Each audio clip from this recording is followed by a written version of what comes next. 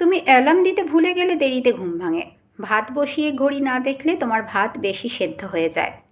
Calendar না দেখলে তুমি বুঝতেই পারো না যে আগামীকালই পূর্ণিমা।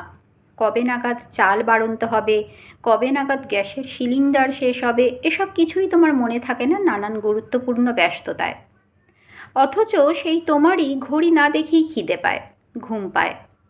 বায়োলজিক্যাল ক্লক তো সব জায়গার জন্যই প্রযোজ্য হওয়া উচিত ছিল, কিন্তু হয় না। আসলে ঘড়ি বলে কোনো বস্তুর প্রয়োজন হয় না যদি তুমি সেই জিনিসটা মনে রেখে দাও।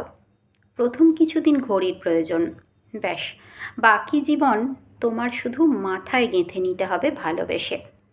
অমনি তোমার বায়োলজিক্যাল ক্লক চালু হয়ে যাবে। এটার নামই ডিসিপ্লিন।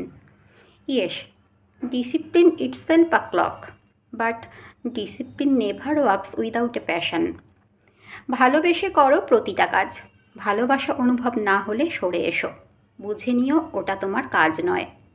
সফলতা বলে কিছু হয় না, তোমার প্রাণপণ ভালো লাগা জড়িত নিষ্ঠাই সব।